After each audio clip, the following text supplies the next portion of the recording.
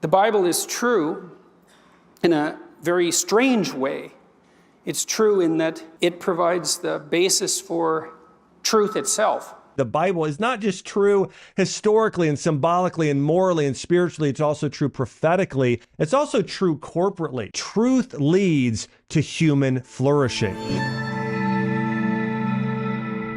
Hey everyone, Dr. Josh Axe here, and welcome to the Growth Lab. On today's video, I'm going to be showing you a video from Jordan Peterson where he answers the question, is the Bible true? And his answer might surprise you. So let's watch this video here together. The Bible is true in a very strange way. It's true in that it provides the basis for truth itself. And so it's like a meta-truth. Without it, there couldn't even be the possibility of truth. And so maybe that's the most true thing. The most true thing isn't some truth per se. It's that which provides the precondition for all judgments of truth. I can't see any holes in that argument. Wow. And so what Jordan Peterson said is not only the Bible true, it's truer than true. It's the foundation upon which all other truth is built. And to give you an example of this, the Bible defines things for us that were never defined before. For instance, what is love? Today we could be watching a TV show and the narrative there is that love is a feeling or emotion. But the Bible tells us, no, what real love is, it's a commitment. It is a decision that you make to love somebody. You don't have to feel it or not. And so the Bible is the first book that really laid out and told us that. Also, it's what Western civilization is built upon. One of the things I've heard him say in another video is that the Bible is meta-truth. And so it's also true, not in just one way, it's in multiple ways. Now, I want to talk about truth for a minute because this is so important for us to grow and live the best lives possible. There's this idea today that truth could be relative. So there's multiple truths. So for instance, an apple could be an apple for one person or not another. And you hear people say things today like, find your truth, or it might be true for you and not for me, but the reality is there is a single truth in life. There is gravity, whether you decide to say, well, I don't believe in gravity, it's still there. So here's the idea that's so important, and he covers this in other videos, is that truth leads to human flourishing.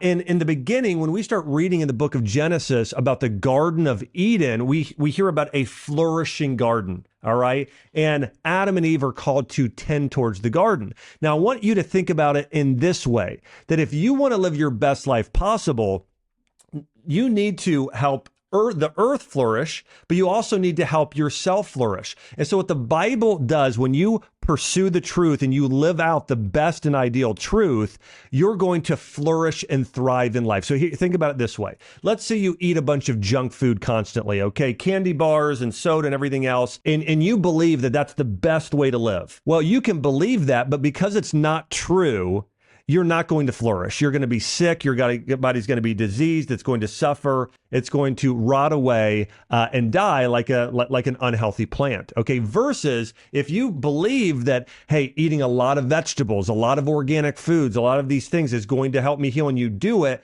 well, you're going to be flourishing. So you can actually see here how if you live out the truth, your life will be so much better for it. And so part of the message in Genesis is, hey, Adam and Eve, I want you to take this garden and turn the entire earth into a paradise.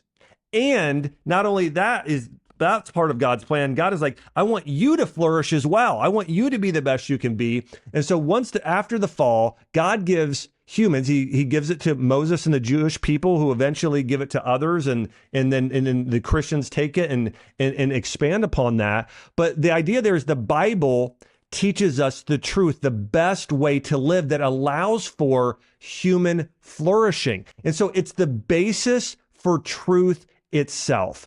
And so a lot of times we think, well, I'm going to learn the truth through theories, or I'm going to listen to opinions of people, versus you can go right to the Bible and discover the absolute truth on almost any single topic, or you can at least extrapolate that truth and then use it for different areas of your life. For instance, if you have questions about marriage, the Bible has great advice. If you have questions for relationships, the Bible has great advice. So with marriage, it says, husbands are called to die for their wives and to serve them, and wives are called to submit. And so there's this sort of dynamic there of advice on, the Bible tells you on what, men are called to die and serve, women are called to submit and nourish the household. And so there's that advice there about marriage. There's advice about relationships. There's the 10 Commandments, which is the basis for law today in the whole judicial system.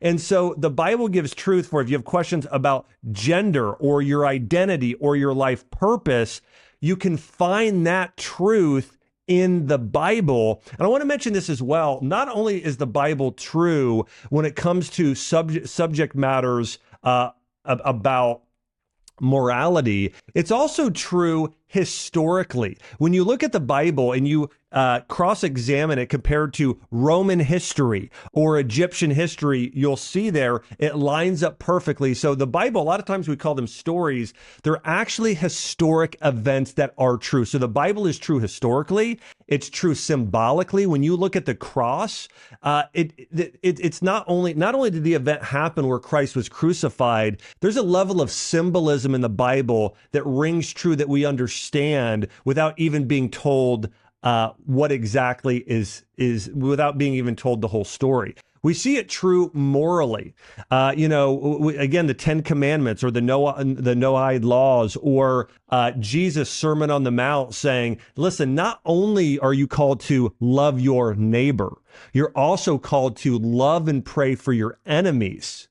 And so Jesus takes it up a whole notch in terms of, hey, what is the highest level of morality? The Bible is true spiritually. It's not only a book about material things. It's a book about dreams and visions and the spirit of people. And so it was really one of the first books where people realized that we've got, we're not just flesh and bones and blood. We are spiritual beings that are called to live for eternity, right? The Bible is true prophetically. Did you know the Bible has predict many, many, many future events? In fact, in the book of Daniel has a dream and prophesies that there are going to be kingdoms of Macedonia and Persia and Rome, and they all fall. And hundreds of years later, or throughout time, they started to fall. The book of Isaiah predicts the coming of Christ. And so we see the Bible is not just true historically and symbolically and morally and spiritually. It's also true prophetically. It's also true corporately.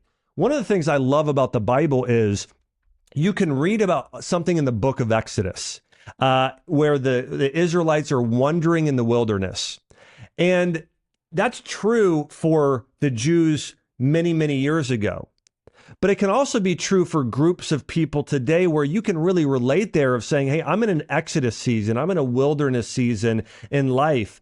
And it can be true individually. Like maybe you personally are going through a wilderness season or you're feeling oppressed. And the Bible gives guidance and truth about how to act in that situation via prayer and faith and justice and doing what's right. And last here, the Bible is true foundationally.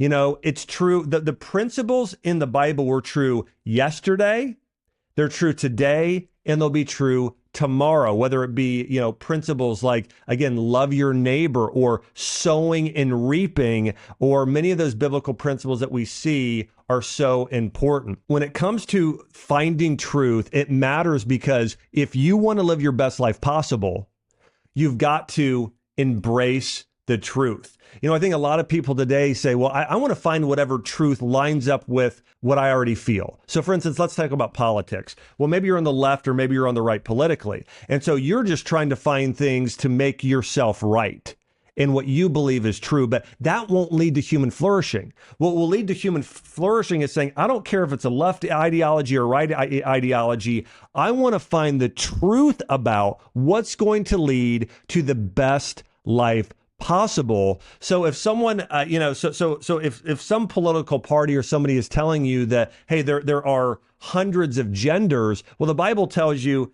there's two, right? It says and it talks about marriage. It talks about all these things. And so if you want to know what truth is, stop listening to opinions Stop just watching the news and go to the Bible, because as Jordan Peterson talks about, it's the precondition for all truth. Another example of this is that, how do we know what love is? Well, the Bible tells us, and that's the book upon which all other great books are written. C.S. Lewis has written many books, and all of his great books are based off of biblical principles.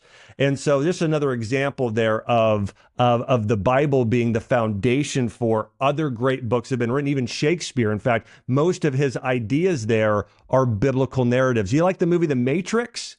That entire movie has a biblical narrative that runs out of Neo sacrificing himself for the good of humanity. And so we start to see this in many movies. There are biblical narratives about sacrifice and resurrection and the hero's journey and the wisdom and so much more.